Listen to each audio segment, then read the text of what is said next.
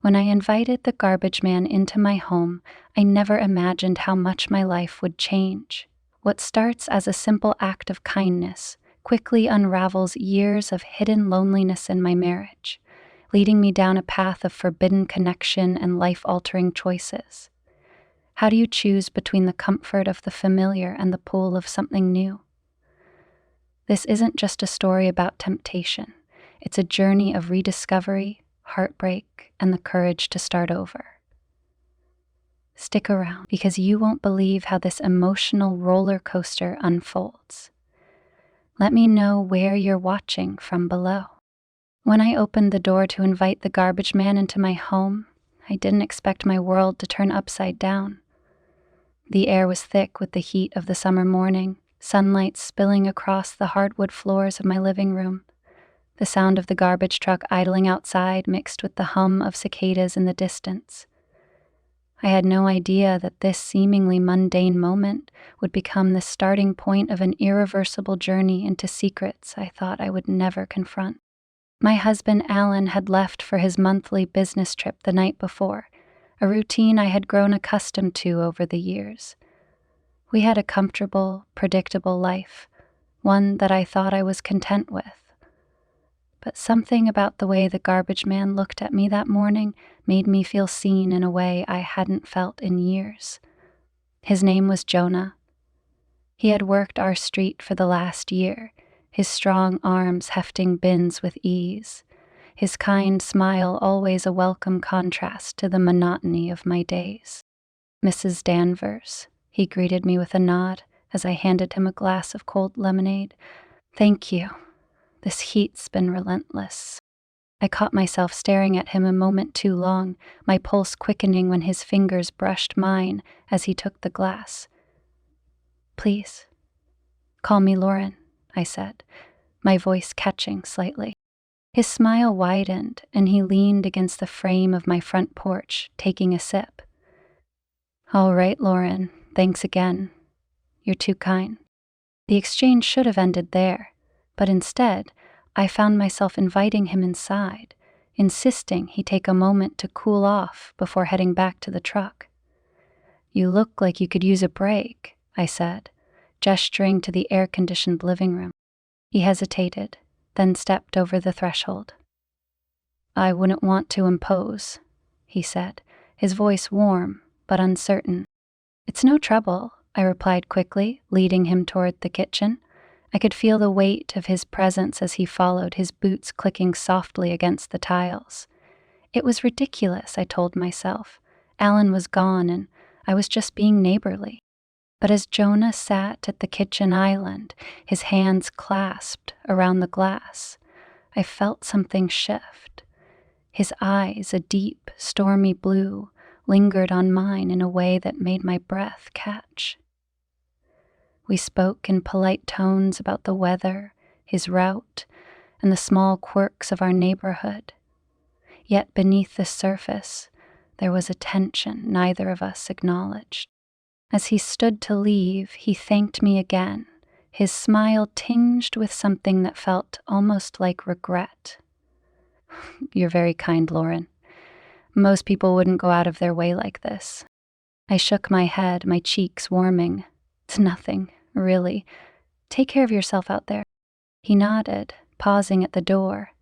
"You too." When he was gone, I leaned against the counter, my heart pounding in my chest. I tried to dismiss the feeling as a fleeting moment of harmless connection, but deep down, I knew it was more. Jonah had stirred something in me, something I thought had long been buried beneath the layers of routine and obligation. The next morning, I awoke to a restless mind. I replayed the interaction with Jonah over and over in my head, dissecting every word, every glance. It felt absurd, childish even, to dwell on such a brief moment. But there was something about the way he had looked at me, like he could see through the polished veneer of my life into the parts I rarely acknowledged, even to myself.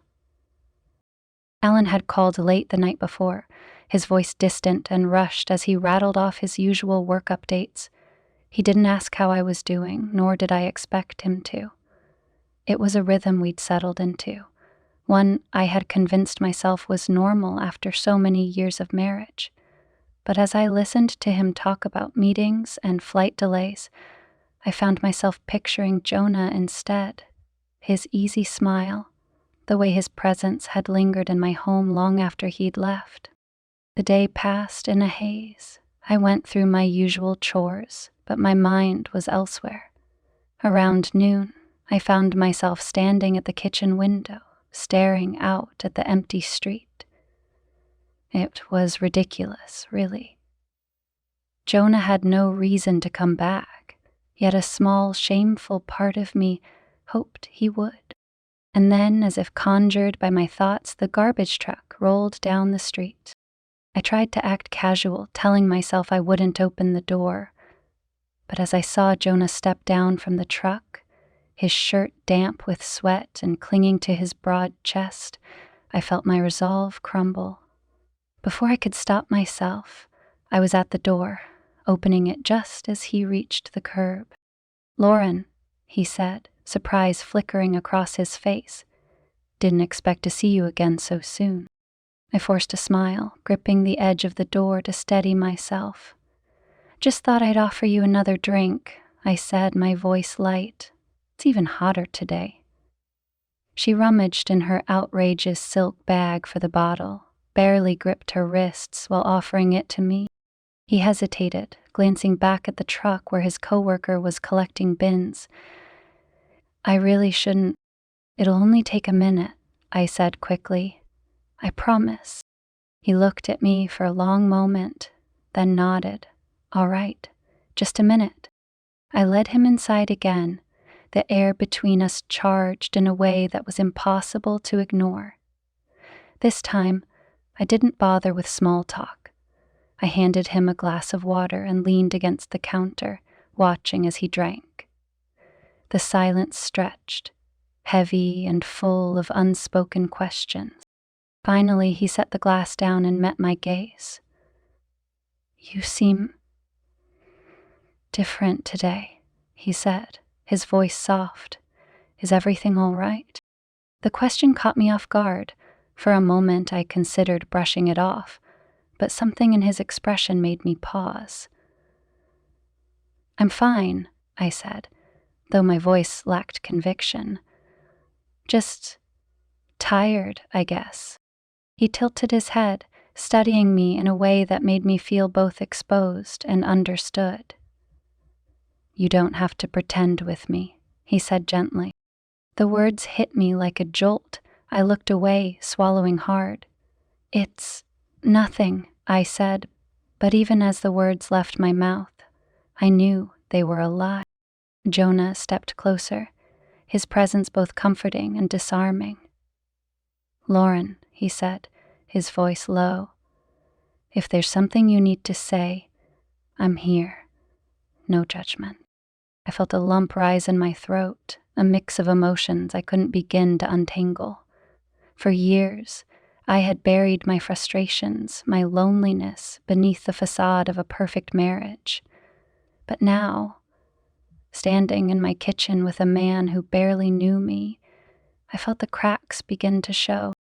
"It's just hard sometimes," I admitted, my voice barely above a whisper. "Alan's gone so much, and when he is here, it's like we're living separate lives. I love him, but—" I trailed off, unable to finish the thought. Jonah's expression softened, and he reached out, his hand resting lightly on my arm. "You deserve to feel seen," he said simply. The words were so simple, yet they struck a chord deep within me. Tears welled in my eyes, and I quickly wiped them away, embarrassed. "I'm sorry," I said, laughing softly. "You didn't come here for this." He shook his head. "Don't apologize. Everyone needs someone to talk to." For a moment, I allowed myself to bask in the warmth of his kindness.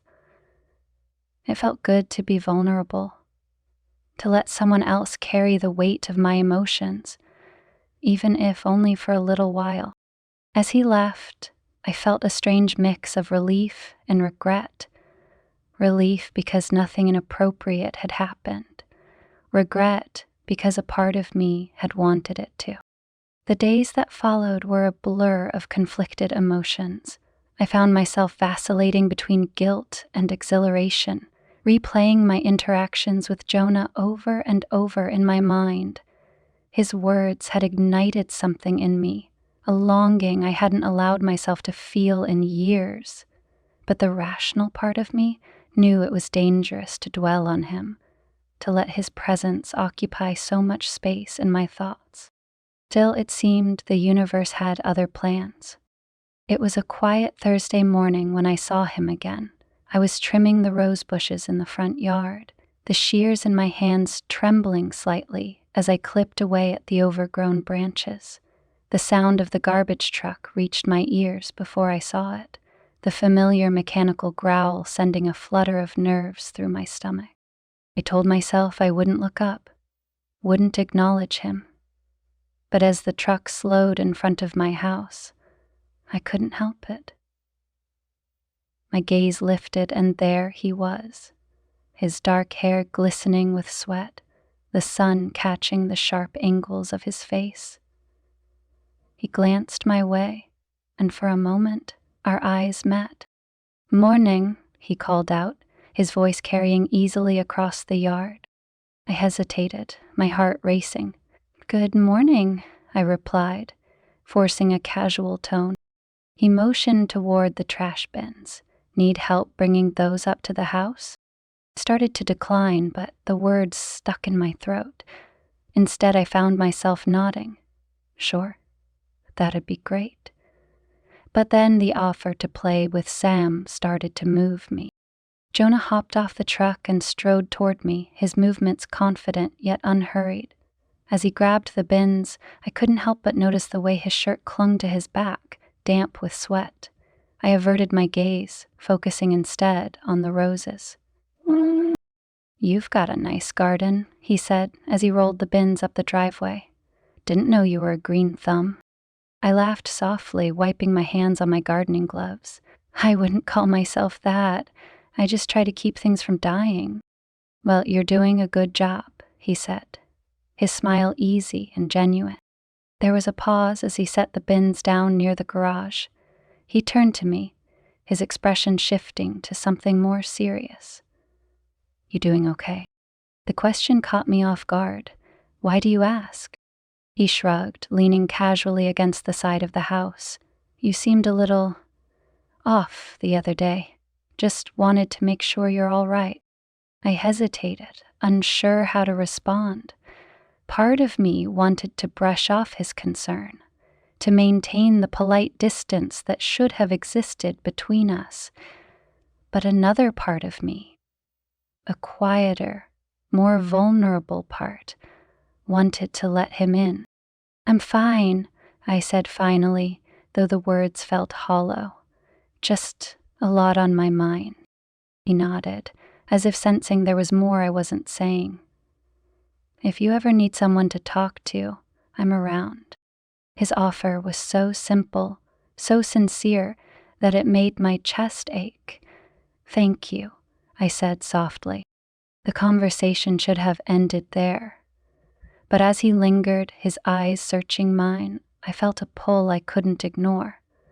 It was like standing at the edge of a cliff, knowing the fall would be catastrophic, but unable to step away. "Would you like some lemonade?" I asked, the words tumbling out before I could stop them.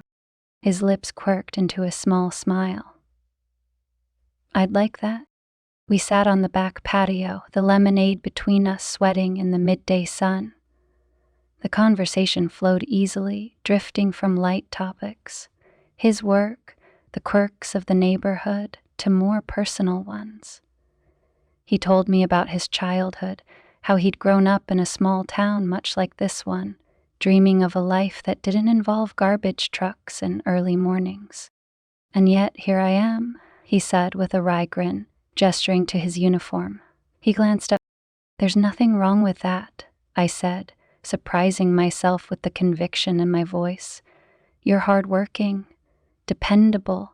That's more than a lot of people can say. He looked at me then, his gaze steady and searching. What about you, Lauren? What's your dream? The question hung in the air between us, heavy with implications. For a long moment, I didn't answer. What was my dream? I'd spent so much of my life focused on Alan's goals, his career, that I hadn't stopped to think about my own. I don't know, I admitted finally, my voice barely above a whisper. I guess I stopped dreaming a long time ago. His expression softened, and he reached across the table, his hand brushing mine. Maybe it's time to start again. The touch was fleeting, but it sent a jolt through me, electrifying and terrifying all at once. I pulled my hand back, my cheeks flushing. I should get going, I said quickly, rising from my seat. Jonah stood as well, his expression unreadable. Thanks for the lemonade, he said, his voice low, and for the company. I nodded, my heart pounding as I walked him to the door.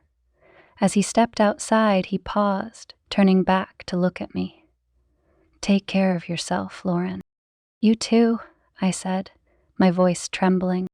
When the door closed behind him, I leaned against it, my mind racing. What was I doing?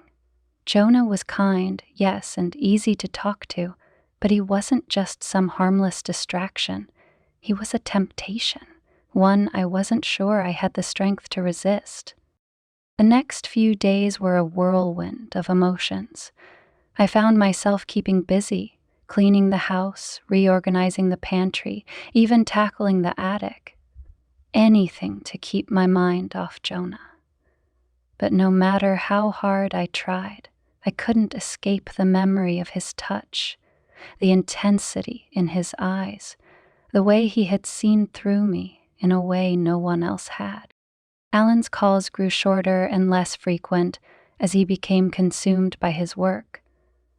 Each time the phone rang, I felt a pang of guilt, but it was quickly drowned out by a wave of resentment.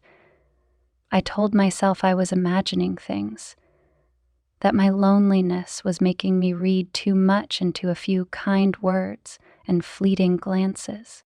But deep down, I knew better. On Friday morning, as I stood in the kitchen sipping my coffee, I heard the unmistakable sound of the garbage truck approaching. My heart raced, my pulse quickening with every second. I told myself to stay inside, to let the moment pass. But as the truck stopped in front of my house, I felt an invisible force pulling me toward the door. When I opened it, Jonah was already walking toward the bins. He looked up as the door creaked open, a smile spreading across his face. "Morning, Lauren," he said, his voice warm and familiar. "Good morning," I replied, unable to keep the smile from creeping onto my own lips. "Need a hand?" He chuckled, shaking his head. "I think I've got it under control." Still, I stepped out onto the porch, the cool morning air brushing against my skin. I watched as he effortlessly hefted the bins into the truck, his movements fluid and practiced. When he was done, he turned back to me, brushing his hands against his pants. "Clear everything out. Looks like you've been keeping busy," he said, nodding toward the freshly trimmed hedges. I shrugged, crossing my arms over my chest, just trying to stay productive. His eyes softened and he took a step closer. "You don't always have to keep yourself busy, you know. It's okay to take a break." I opened my mouth to respond, but the words caught in my throat. There was something about the way he looked at me, like he could see straight through the facade I wore for the world, that left me speechless. "Jonah," I began, my voice trembling. "This, whatever this is, it's not a good idea." He didn't look surprised, but his expression grew serious. "Why not?" "Because I'm married," I said, the words tumbling out in a rush. because this isn't who I am. He took another step closer, his gaze unwavering. And who are you, Lauren? The question hung in the air, heavy with implication. For a moment, I didn't know how to answer. Who was I? A loyal wife? A woman trapped in a marriage that felt more like an obligation than a partnership? Or was I something else entirely? Someone I had yet to discover? I don't know, I admitted, my voice barely above a whisper. Jonah reached out, his hand brushing against mine. The touch was light, almost hesitant, but it sent a jolt through me. Maybe it's time you found out. His words lingered in my mind long after he left, echoing in the quiet spaces of my house. I tried to distract myself to push the thought of him away, but it was no use. The seed had been planted, and it was growing faster than I could contain it. That afternoon, I found myself pacing the living room, my thoughts racing. I knew I needed to put an end to this before it went any further. Jonah was kind and attentive, yes, but he was also a temptation, a dangerous one. And yet, despite my best efforts, I couldn't seem to stay away. When the doorbell rang later that evening, I felt my stomach drop. I hadn't been expecting anyone, and the last thing I needed was an unexpected visitor. But as I opened the door, my breath caught in my throat. It was Jonah. "Hi," he said, his voice soft but steady. He held up a small bouquet of wildflowers, their petals vibrant against the fading light of the evening. "I thought you might like these." I stared at him, my mind racing. "Jonah, you can't just—" "I know," he said quickly, cutting me off. "I shouldn't be here, but I couldn't stop thinking about you." His words sent a shiver down my spine, and I felt my resolve begin to crumble. "You need to leave," I said, though my voice lacked conviction. He stepped closer, his eyes searching mine. "Lauren, I know this is complicated. I know you're scared, but you don't have to go through this alone." Everyone. Tears welled in my eyes, and I quickly wiped them away, ashamed of my vulnerability. "What do you want from me?" I whispered. "I want you to be happy," he said simply. The words broke something inside me, and before I could stop myself, I stepped forward, closing the distance between us. His hand reached up to cup my face, his touch gentle and reassuring. For a moment we stood there, the world around us fading into nothing. And then, without thinking, I leaned in. The kiss was soft at first, tentative and filled with unspoken questions. But as his arms wrapped around me, pulling me closer, it deepened, igniting a fire that had long been dormant. It was as if all the years of loneliness and longing had been building to this moment, and now that it was here, there was no turning back. When we finally pulled apart, I felt a wave of guilt crash over me. I took a step back, my hand flying to my lips. "I shouldn't have done that," I said, my voice trembling. Jonah reached for me, his expression pained. "Lauren, it's okay. You don't have to." "No," I said firmly, cutting him off. "This was a mistake."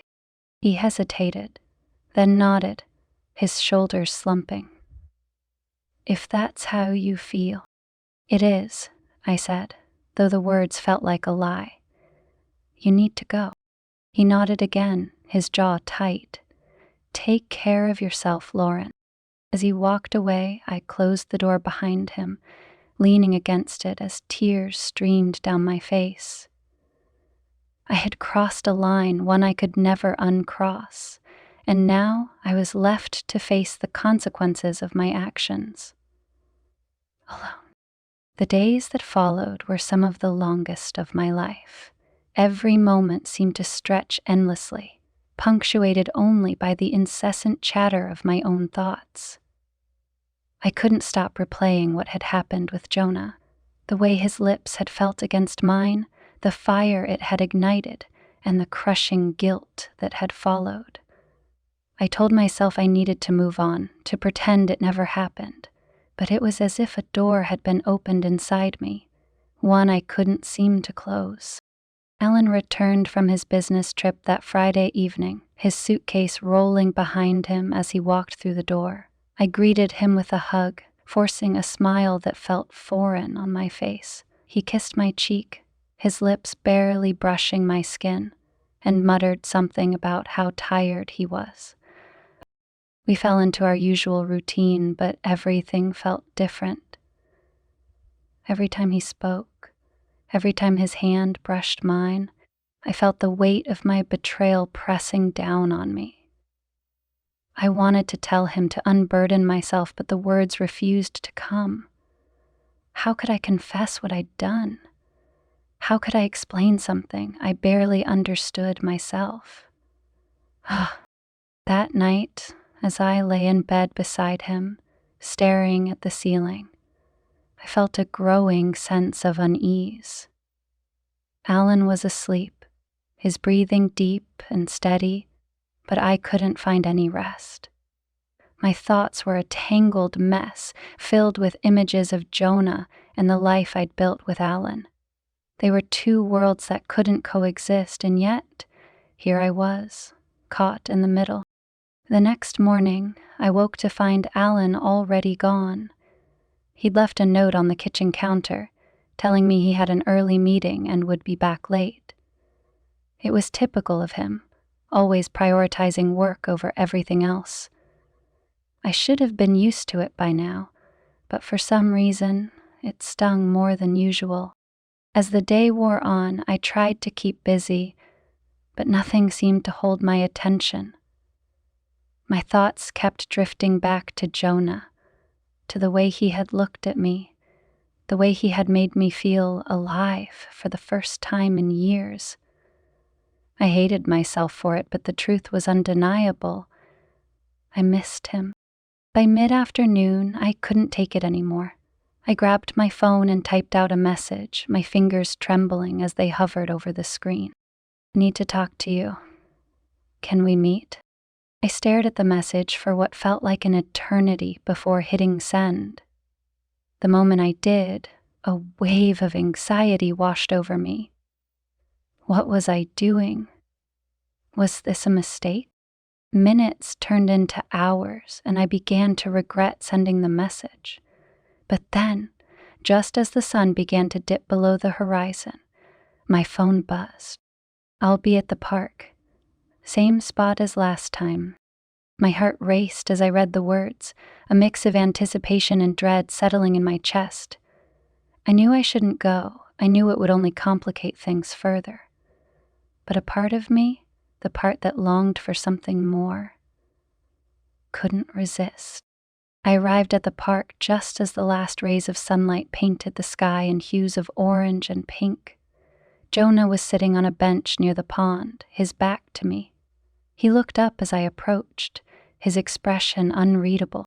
"Lauren," he said, standing as I reached him, "I wasn't sure you'd come." "Neither was I admitted, my voice shaky. "But I needed to see you." He nodded, gesturing for me to sit beside him. For a moment we sat in silence, the only sound the gentle lapping of the water against the shore. "I can't stop thinking about you," I said finally, my words rushing out before I could stop them. "But this can't happen. I'm married, Jonah." "I know," he said, his voice soft. "And I don't want to make things harder for you. But I can't pretend I don't feel something for you, Lauren. Something real." His words sent a shiver through me, and I turned to face him, my heart pounding. "What do we do?" I asked, my voice barely above a whisper. "A nod." He hesitated, his eyes searching mine. "That's up to you. I won't push you, Lauren, but I need to know. Do you feel it too?" I looked away, my hands trembling in my lap. The answer was obvious, but admitting it felt like crossing another line, one I wasn't sure I was ready for. Yes. Yes, I said finally, my voice breaking. I feel it too. The words hung in the air between us, heavy with meaning. Jonah reached out, his hand covering mine. His touch was warm, steadying, and I felt a strange mix of relief and fear. Have you? We'll figure it out, he said, his voice filled with quiet determination. Together. As we sat there, the world around us fading into the background, I felt a glimmer of hope. It was fleeting, fragile, but it was enough to keep me moving forward. That evening, as I drove home, a heavy weight settled over me. The conversation with Jonah lingered in my mind, replaying in vivid detail. His words, his touch, the way he looked at me as though I was the only person in the world. Everything about him felt intoxicating, dangerous, and impossible to ignore. When I arrived home, the house was dark. Alan's note was still on the counter, and his absence felt sharper than ever. I poured myself a glass of wine and sat on the couch, staring at the blank TV screen as the hours crept by. My mind was a storm of conflicting emotions, guilt, longing, fear, and something that felt dangerously close to hope. By the time Alan walked through the door, it was past midnight. He looked exhausted, his tie loosened and his briefcase hanging limply at his side. He barely glanced at me as he set his things down and headed toward the kitchen. Long day? I asked, trying to sound casual. He grunted in response, rummaging through the fridge for a bottle of water. Meeting ran late. What about you? Anything exciting happen? The question was so routine, so devoid of real interest, that it stung more than it should have. I shook my head, forcing a smile. Same old, same old.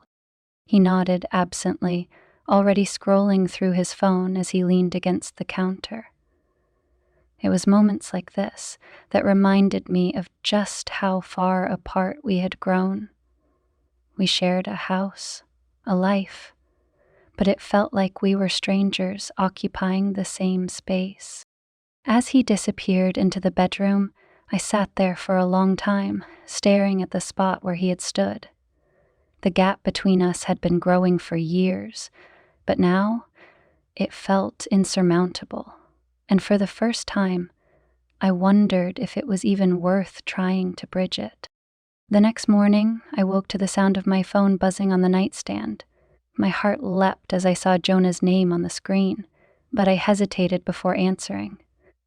Alan was in the shower, the sound of water masking the faint hum of the phone. I quickly swiped to answer. Hello? Good morning. Jonah's voice came through, warm and familiar. I hope I'm not calling too early. No, it's fine, I said, glancing toward the bathroom door. What's up? There was a pause on the other end, and when he spoke again, his tone was cautious. I just wanted to make sure you're okay. After last night. I'm fine, I said quickly, though the tightness in my chest suggested otherwise. This is all so complicated, Jonah. I know, he said softly, and I don't want to pressure you. I just want you to know I'm here. For whatever you need.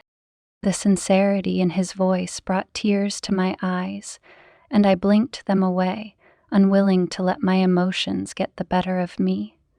Thank you, I whispered. That means a lot. Before he could respond, the sound of the shower shutting off made me panic. I have to go, I said quickly. I'll talk to you later. I ended the call just as Alan stepped into the room, a towel draped around his waist. He gave me a brief nod before heading to the closet, completely oblivious to the turmoil brewing inside me. I watched him, my heart heavy with guilt, and wondered how much longer I could keep up this charade. Over the next week, I threw myself into my routine, trying to avoid any interaction with Jonah. I didn't go out when the garbage truck passed, didn't answer his texts, and avoided the places where I thought I might run into him. It was painful, like cutting off a part of myself, but I told myself it was for the best. But even as I tried to distance myself, I couldn't stop thinking about him, his words, his touch, the way he made me feel.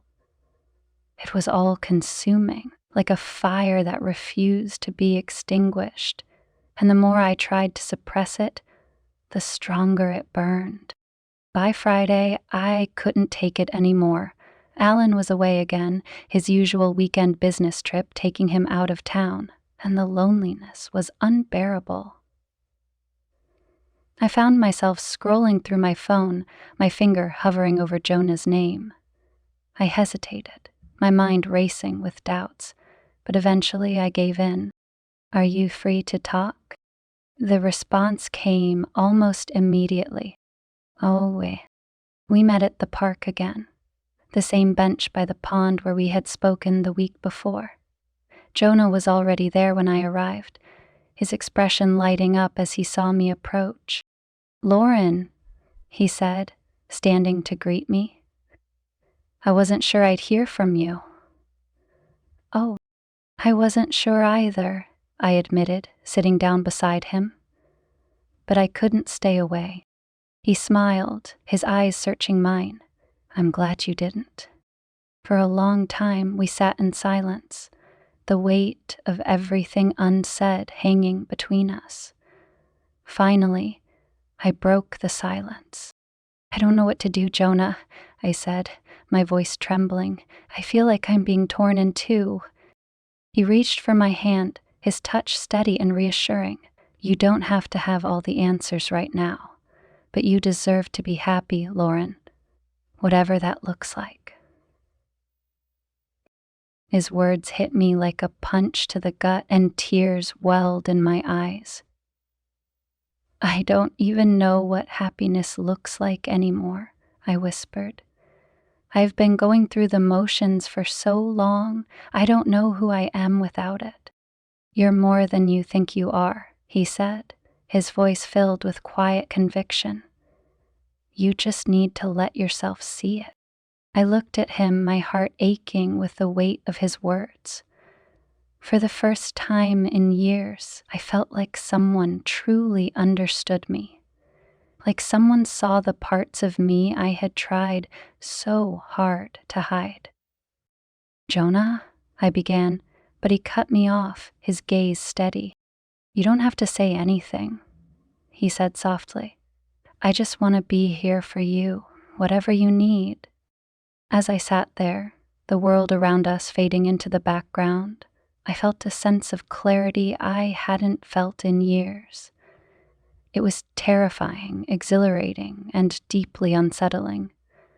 But for the first time, I felt like I was finally starting to see the path forward, pretending everything was normal. I cooked dinner, paid bills, and smiled when he talked about work. But at night, when the quiet settled over the house and Alan was asleep, my thoughts were consumed by Jonah. It felt like I was living a double life, the boundaries between the two growing blurrier with each passing day. Alan, oblivious to my inner turmoil, continued his routine of late nights and work trips. On the rare occasions he was home, we barely spoke beyond polite exchanges. The distance between us felt insurmountable, and I stopped trying to bridge it. I told myself it was easier this way, that maintaining the facade was better than confronting the truth. But deep down, I knew I couldn't keep living like this. One evening, after another silent dinner with Alan, I found myself staring at my reflection in the bathroom mirror. The woman who looked back at me was a stranger, her eyes tired, her expression hollow. I didn't recognize the person I had become, and it terrified me. I needed to make a choice. The next morning, I texted Jonah. My hands trembled as I typed the words, my heart pounding in my chest. "Can we talk? I need to see you." His response came quickly. "Yes." "Of course. Where?" I hesitated, then typed back, "My place, Alan's away." The minutes felt like hours as I waited for him to arrive. When the knock finally came, I felt a surge of both relief and apprehension. I opened the door to find Jonah standing there, his expression soft but serious. I peered around him to see him standing in front of the altar. "Hi," I said, stepping aside to let him in. "Hi," he replied, his gaze searching mine as he walked past me into the living room. We stood there for a moment, the silence between us heavy with unspoken words. Finally, I gestured for him to sit, and we settled onto the couch, facing each other. "I don't know where to start," I admitted, my voice barely above a whisper. "Just say what's on your mind," he said gently. I took a deep breath, trying to steady myself. Jonah nodded, his expression patient. "I understand. But what do you want, Lauren? What do you need?" The question hung in the air, and I felt my throat tighten. What did I want? It was a question I had been avoiding for weeks, afraid of what the answer might be. But now, sitting here with Jonah, I knew I couldn't avoid it any longer. "I want to be happy," I said finally, my voice trembling. "I want to feel alive again. And when I'm with you, Jonah, I feel like I can breathe." His gaze softened, and he reached for my hand, his touch warm and reassuring. "You deserve that, Lauren. You deserve to be happy." Tears welled in my eyes, and I quickly wiped them away. "But I don't know if I'm strong enough to leave. Alan and I have built a life together, even if it's not perfect, and walking away from that, it feels impossible." Jonah leaned closer, his voice steady. "It's not about being perfect, Lauren. It's about being honest with yourself and with him. You don't have to make a decision right now, but whatever you choose, I'll support you." His words were like a balm to my fractured heart, and I felt a surge of gratitude for his patience and understanding. "Thank you," I whispered, my voice breaking. We sat there for a long time, the silence between us filled with unspoken emotions. Jonah didn't push me for answers, didn't demand anything from me. He simply stayed, his presence a steady anchor in the storm of my thoughts. Over the next few days, I tried to summon the courage to talk to Alan. I rehearsed the words in my head, imagining how the conversation might go. But every time I thought I was ready, the fear of his reaction stopped me in my tracks. Then, one evening, Alan came home earlier than usual. He looked tired, his shirt rumpled, and his tie hanging loose around his neck. He set his briefcase down and walked into the kitchen where I was chopping vegetables for dinner. Smells good," he said, leaning against the counter. "Thanks," I replied, my voice neutral. He was quiet for a moment, then said, "Lauren, is everything okay?" The question caught me off guard, and I nearly dropped the knife. "What do you mean?" He shrugged, his gaze avoiding mine. "You've been distant lately. I feel like I barely see you anymore, even when I'm home." I hesitated, my heart racing. This was my chance to say something, to start the conversation I had been dreading, but the words refused to come. "I've just been busy," I said finally, forcing a smile. "You know how it is." Alan nodded, but his expression remained troubled. "If there's something wrong, you can tell me. You know that, right?" "Of course," I said quickly, turning back to the cutting board to avoid his gaze. Everything's fine. But it wasn't fine, and we both knew it. That night, as Alan slept beside me, I lay awake, staring at the ceiling.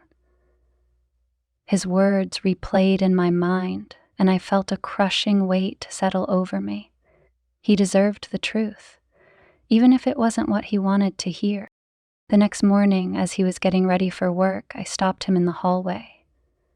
"Alan, can we talk?"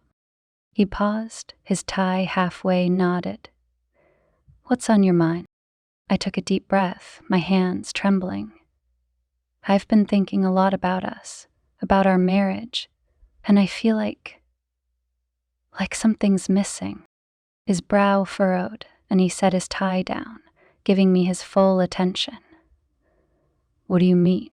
"I don't know how to explain it," I said, my voice breaking, "but I feel like we've been drifting apart for years, and I don't know if we can find our way back." Alan stared at me, his expression unreadable. "Is this about someone else?" The question hit me like a punch to the gut, and I felt the blood drain from my face. "Why would you ask that?" I whispered. "Because I know you, Lauren," he said, his voice steady but tense. "And I've noticed the way you've been acting lately. You're distracted, distant, like your mind is somewhere else." I hesitated, my thoughts racing. This was it. The moment of truth. I could either come clean or continue the charade. But as I looked at him, at the man I had spent years building a life with, I realized I owed him the truth. "Yes," I said finally, my voice barely above a whisper. "There is someone else." Alan's face fell, and for a moment he looked like he had been physically struck. "How long?" he asked, his voice hollow. "It's not what you think," I said quickly. "Nothing has really happened, but I've felt a connection with someone, and it's made me realize how much I've been missing in our marriage." He frowned, tightening his hold around my throat and hardening his presence. Alan was silent for a long time, his jaw tight. Finally, he said,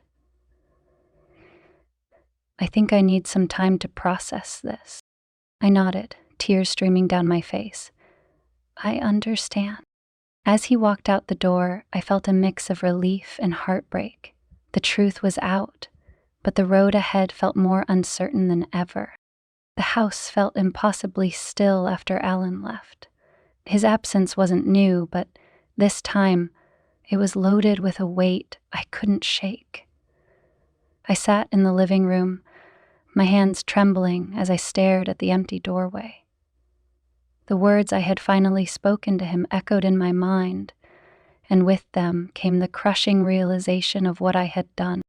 I had broken the fragile balance we'd been maintaining for years, and now there was no going back. Hours passed as I tried to keep myself busy, but nothing seemed to hold my focus. My thoughts kept returning to Jonah and to Alan, two forces pulling me in opposite directions. One represented the life I had known for so long, with its routines and stability. The other was a beacon of possibility, a chance to rediscover the parts of myself I thought I had lost. By evening, I couldn't stand the silence any longer. I picked up my phone and texted Jonah. "Can you come over? I need to talk." The minutes dragged on as I waited for his response, my anxiety building with each passing second. When his reply finally came, I felt a mix of relief and nervous anticipation. "I'll be there in 20 minutes. I paced the living room as I waited, rehearsing what I wanted to say but finding the words elusive. When the knock finally came, I took a deep breath and opened the door. Jonah stood there, his expression a mix of concern and quiet determination. "Lauren," he said, his voice soft. "What's going on?" I stepped aside to let him in, closing the door behind him. "Thank you for coming," I said, my voice trembling. I didn't know who else to call. He reached for my hand, his touch grounding me. You don't have to explain. I'm here. We moved to the couch, sitting close but not touching. For a moment, I couldn't bring myself to speak, the weight of everything I was feeling pressing down on me. But Jonah waited patiently, his presence steady and reassuring. I told Alan, I said finally, my voice barely above a whisper. Jonah's eyes widened slightly, but he didn't interrupt. What did you tell him? That I've been feeling disconnected from him for a long time, I said, swallowing hard. And that I've found a connection with someone else. His expression softened and he reached for my hand again, his fingers lacing with mine. How did he take it? He said he needed time, I replied. He didn't yell or get angry. He just left. Jonah nodded, his thumb brushing over my knuckles. That's understandable. It's a lot to process. I looked down at our joined hands, my heart aching with the weight of the moment. I don't know what I'm doing, Jonah. I feel like I'm destroying everything I've built. And I don't even know if it's the right thing to do. You're not destroying anything, he said gently. You're being honest, with yourself and with him. That's not easy, but it's the first step toward finding what you really want. I let out a shaky breath, tears spilling down my cheeks. I just feel so lost. Jonah pulled me into his arms, his embrace warm and comforting. You're not lost, Lauren. You're finding your way, and you don't have to do it alone. I clung to him, the steady beat of his heart grounding me. For the first time in weeks, I felt a glimmer of hope, fragile and fleeting, but enough to keep me going. The next morning, I woke to an empty house. Alan hadn't come home and the silence was deafening. I moved through the motions of my day, but my mind was elsewhere, consumed by the uncertainty of what lay ahead. By mid-afternoon, my phone buzzed with a text from Alan. Can we talk? I'll be home at 7. My stomach twisted as I read the message, a mix of fear and anticipation churning inside me. I knew the conversation would be difficult, but I also knew it was necessary. It was time to face the truth, no matter how painful it might be. When Alan walked through the door that evening, his expression was calm but guarded. He set his briefcase down and joined me in the living room, sitting across from me on the couch. Thank you for agreeing to talk, he said, his voice measured. I nodded, my hands clasped tightly in my lap. Of course. For a moment, neither of us spoke, the silence stretching between us like a chasm. Finally, Alan took a deep breath and met my gaze. I've been thinking a lot about what you said, he began. About feeling disconnected, and I realize you're right. We have been drifting apart. The admission caught me off guard, and I felt a pang of sadness at the vulnerability in his voice. I've been so focused on work and keeping everything running smoothly that I didn't see what was happening between us, he continued, and I'm sorry for that. Tears welled in my eyes and I quickly wiped them away. It's not just you, Alan. I let it happen too. I didn't speak up when I should have, and now I don't know how to fix it. He nodded, his expression somber. Do you want to fix it? The question hung in the air, heavy with implication. I looked away, my thoughts racing. Did I want to fix it? Or was I clinging to the idea of our marriage because it was familiar and safe? I don't know, I admitted, my voice breaking. I don't know if we can. Alan was silent for a long moment, his gaze fixed on the floor. I love you, Lauren, he said finally. And I want us to work. But if you don't feel the same, I don't want to hold you back. His words sent a fresh wave of tears down my cheeks, and I struggled to find the right response. "I love you too, Alan," I said softly. "But I think we've been holding on to something that isn't there anymore, and maybe it's time to let go."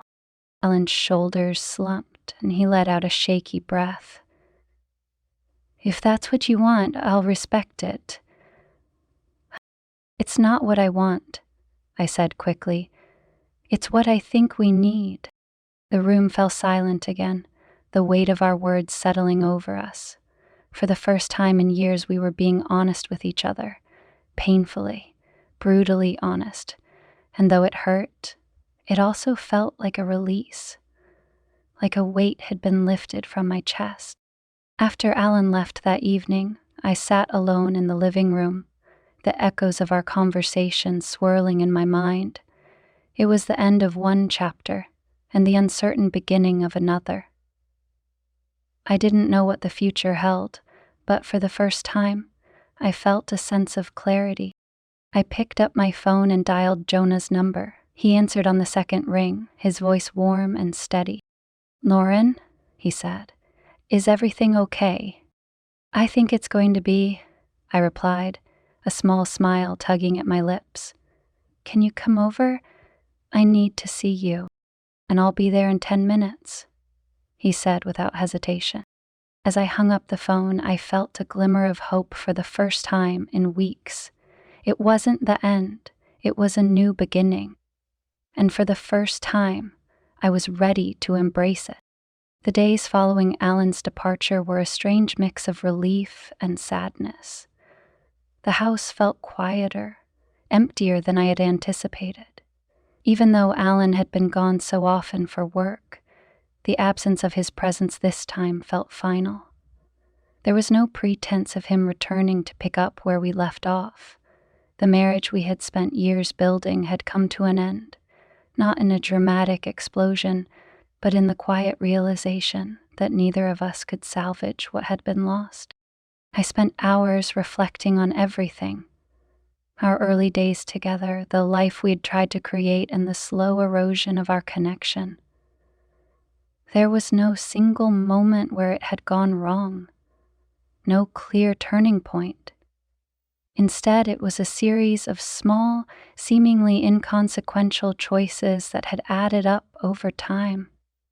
We had drifted apart, each of us caught up in our own worlds, until the gap between us became too wide to bridge.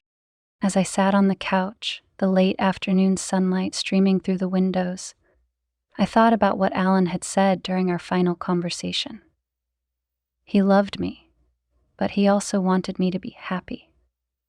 It was a bittersweet truth, one that spoke to the kind of man he was. Even in our separation, he had been kind, thoughtful, and measured. But kindness wasn't enough to erase the loneliness I had felt for so long. I thought about Jonah, too, and the complicated feelings he stirred within me.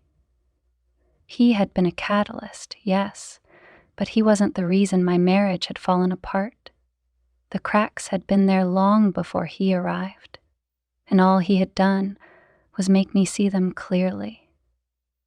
With Jonah, I felt alive in a way I hadn't in years.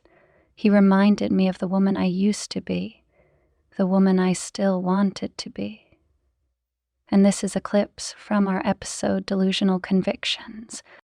But as much as I wanted to run to him, to seek comfort in his arms, I knew I needed to take a step back. My life had just been upended, and I owed it to myself to take the time to figure out who I was without Alan, without Jonah, without anyone else defining me. It was terrifying, the idea of standing on my own. But it was also exhilarating. For the first time in years, I had the chance to choose my own path. The first thing I did was focus on the house. It had always been Alan's domain in many ways. His trophies on the mantel, his work papers scattered across the dining table, his taste reflected in the decor.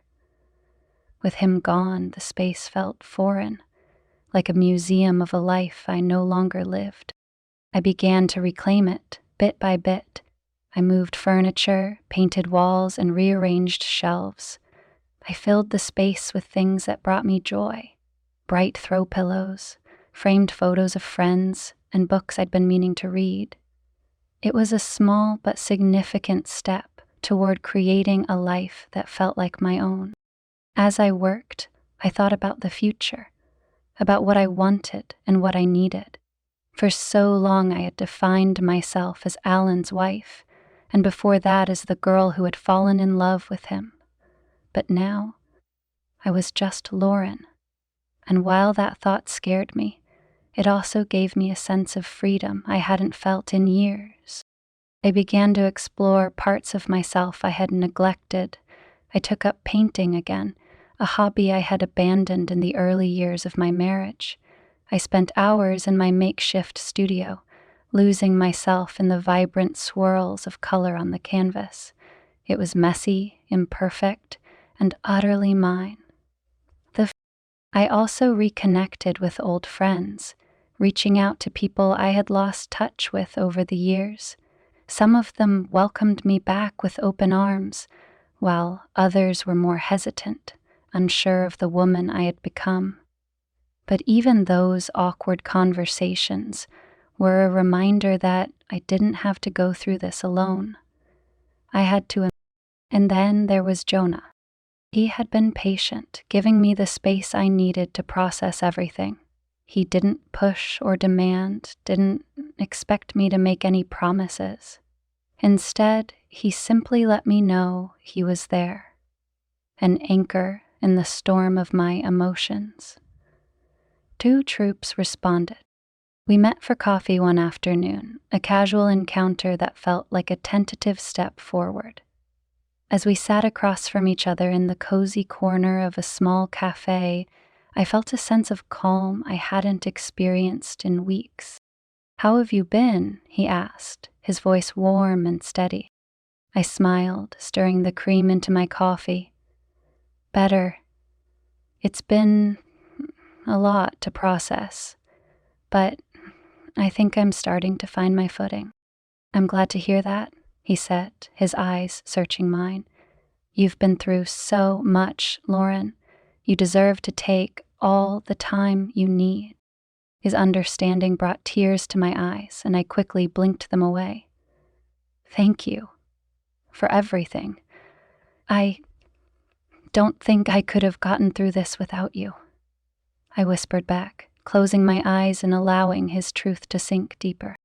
He reached across the table, his hand brushing mine. "You don't have to thank me. I'm just glad you're okay." As we talked, I felt a sense of ease I hadn't realized I was missing. Jonah didn't try to fix me or tell me what to do. He simply listened, offering his support without judgment. It was a stark contrast to the dynamic I had shared with Alan, where everything felt like a negotiation or a balancing act.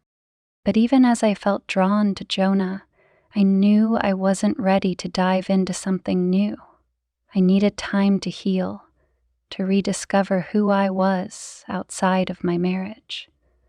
And while Jonah understood that, it didn't make the pull between us any less powerful. In the weeks that followed, I focused on building a life that felt authentic to me. I enrolled in a painting class, started volunteering at a local community center, and even began journaling, a practice I hadn't done since I was a teenager.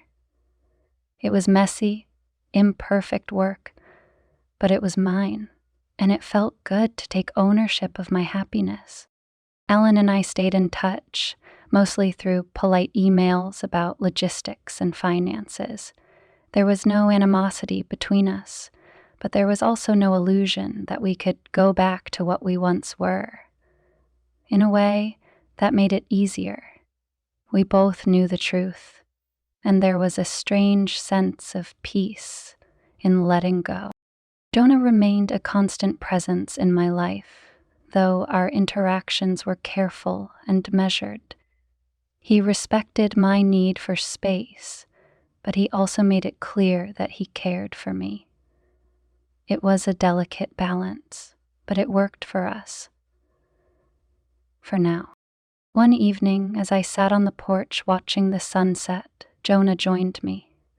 He brought 2 glasses of wine, handing one to me as he settled into the chair beside mine. "I've missed this," he said, his voice low. "Me too," I admitted, taking a sip of the wine.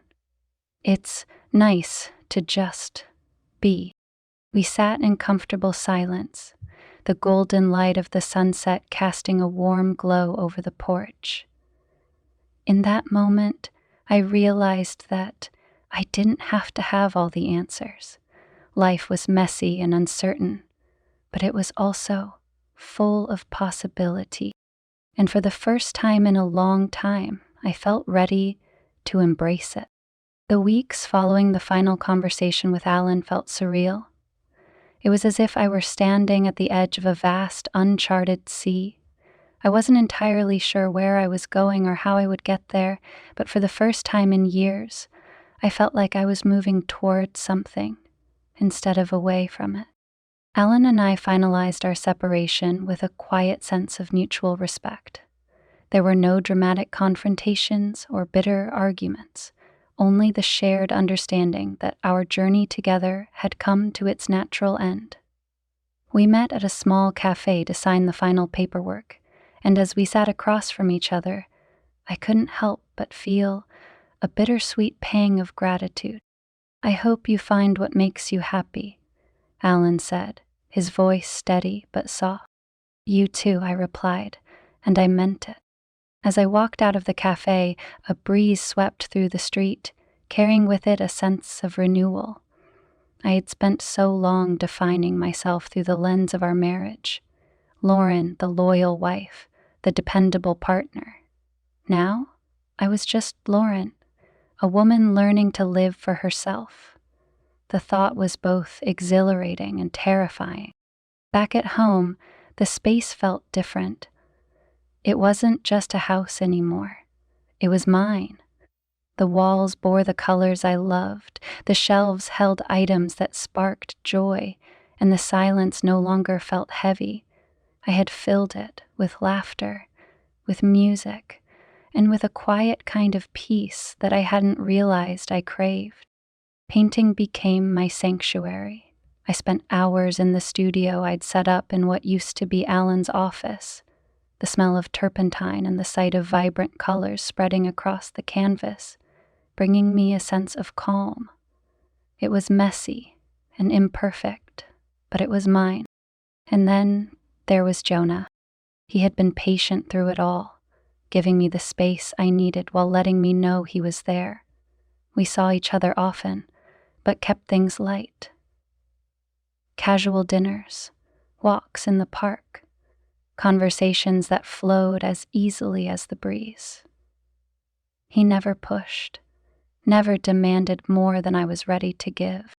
One evening, as we walked along the edge of the pond, Jonah stopped and turned to face me. "You've changed," he said, his tone warm and filled with admiration. "Changed how?" I asked, smiling at him. "You look lighter, freer," he said, "like you've finally taken a deep breath after holding it for too long." His words struck a chord, and I realized he was right. For the first time in years, I felt unburdened.